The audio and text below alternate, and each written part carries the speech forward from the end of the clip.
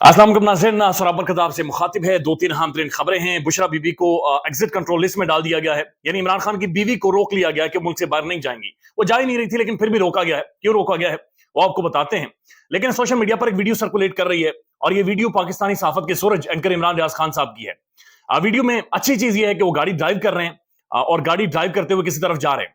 यकीन माने कि उस वीडियो को अगर आप गौर से देखें तो आंखें झुक जाती हैं। मुझे ऐसा महसूस होता है कि हम मिनहसल कौम, पूरी की पूरी कौम इमरान रियाज खान साहब के सामने शर्मिंदा है, और हमारी आंखें इमरान रियाज खान साहब के सामने झुक जाती हैं। हम उसे देख नहीं सकते, हम उसे उसके देखने के काबिल नहीं रहे।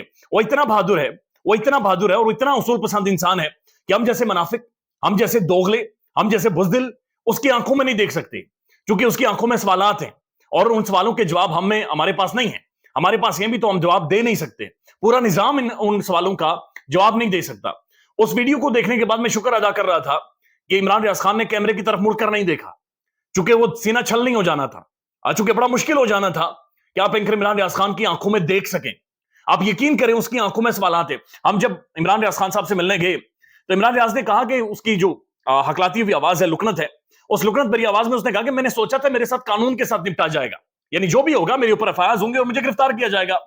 मैंने ये सोचा नहीं था कि मेरे साथ ये कुछ होगा। और जब वो ये बात कहता है तो आपकी आंखें, नजरें झुक जाती हैं।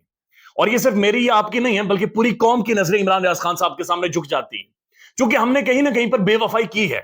हम सब ने मिलकर उसके साथ बेवफाई की है। हमारा जो बीएम था, बीएम यानी बिकाऊ मीडिया ने भी स्टैंड नहीं किया। बिकाऊ मीडिया अगर 1% भी कुछ किरदार अदा कर लेता तो शायद हम अपना सर फखर से बुलंद कर लेते। जो थोड़ी बहुत लाज रखी है वो सोशल मीडिया ने और ओवरसीज पाकिस्तानीज ने, जिन्होंने लगातार ट्रेंड बनाए रखे, लगातार आवाजें उठाते रहे, लगातार बातचीत होती रही। इसके अलावा हम सब लोग शर्मिंदा हैं।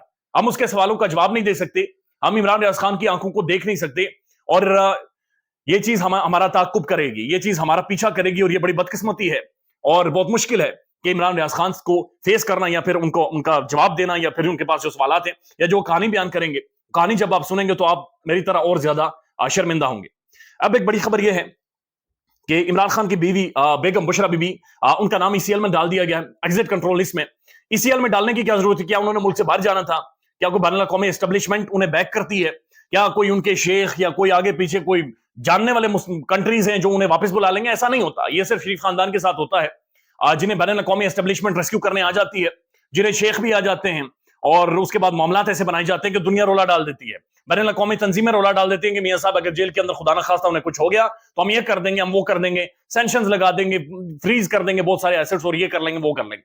तो बुशरा बीबी और इमरान खान के हवाले से, पाकिस्तान के साफियों के हवाले से ऐसा कुछ भी नहीं होता। और मखसूस साफी जिनमें एंकर इमरान रियाज खान साहब हैं या फिर अरशद शरीफ साहब हैं, जिनको शहीद कर दिया गया, उनके हवाले से भी बैनुल अक़वामी तौर पर कुछ भी नहीं हुआ। ये इंटरनेशनली उतना रोला नहीं पड़ा जितना पड़ना चाहिए था। अब अहम खबर यह है कि बुशरा बीबी का नाम एक तो ईसीएल में डाल दिया गया है, और दूसरा अल कादिर ट्रस्ट में उनसे इन्वेस्टिगेशन की गई है, उनसे अहम तरीन सवाल पूछे गए हैं। अब जो सवाल है बहुत ज्यादा इंटरेस्टिंग है, लेकिन बुशरा बीबी का नाम ईसीएल में क्यों डाला गया है? बुशरा बीबी इधर ही हैं, लाहौर में हैं, इस्लामाबाद में आती रहती है मुख्तलिफ मामलात में, केसेस में, तो उन्हें गिरफ्तार क्यों नहीं किया जाता? यानी बड़ा आसान है गिरफ्तार करना। पाकिस्तान में हर ऐरा गैरा नाथू खैरा गिरफ्तार है, वो क्यों नहीं गिरफ्तार होती? उन्हें क्यों नहीं गिरफ्तार किया गया? इमरान खान साहब की बहनों को गिरफ्तार क्यों नहीं किया गया? उसकी बुनियादी वजह यह है कि एक एक स्टेप उठाया जाता है कि खान को तोड़ना है, खान की कमर तोड़नी है, नफसियाती साइकोलॉजिकली खान को तोड़ना है, फारिग करना है, ताकि खान उन टर्म्स और उन कंडीशंस के ऊपर एग्री कर जाए जो कि पाकिस्तान में 75 सालों से राइज है।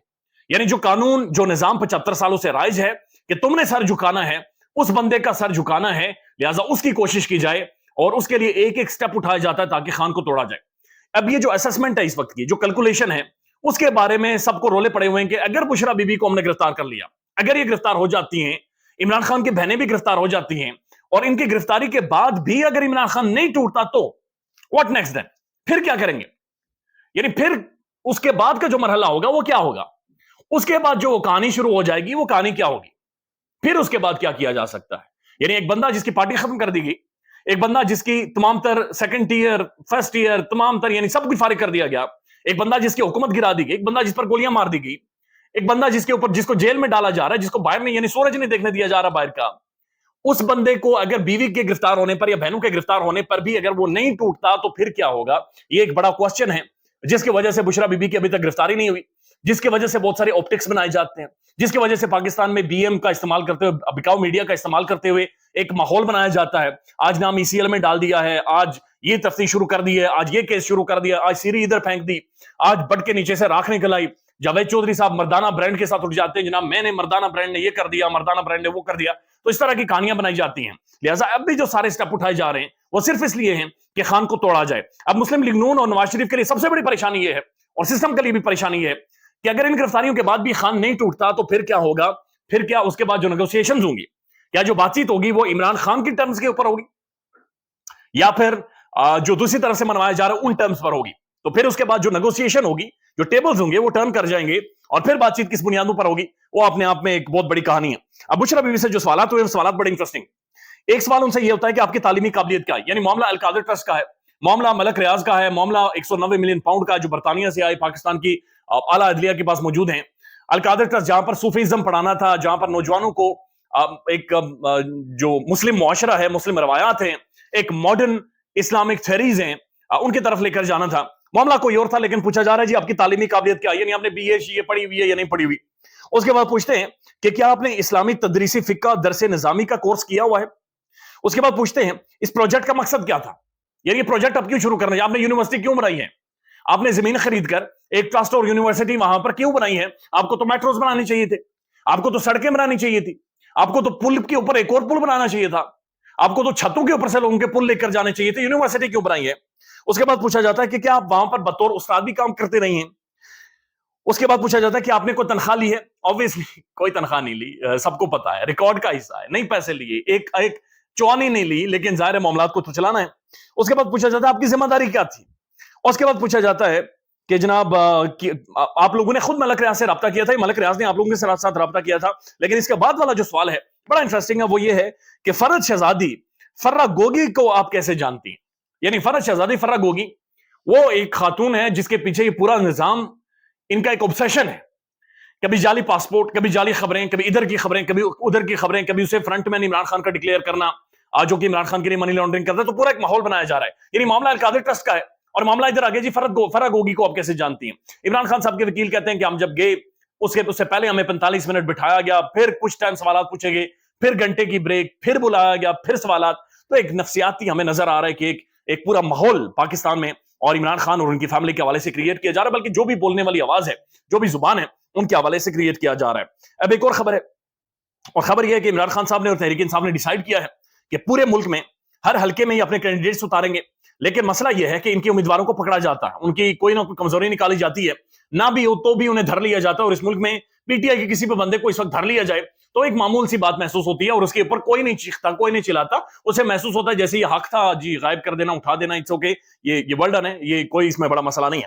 ایک امیدوار کی جگہ بلکہ 5 امیدواروں کو ٹکٹ دیے جائیں گے.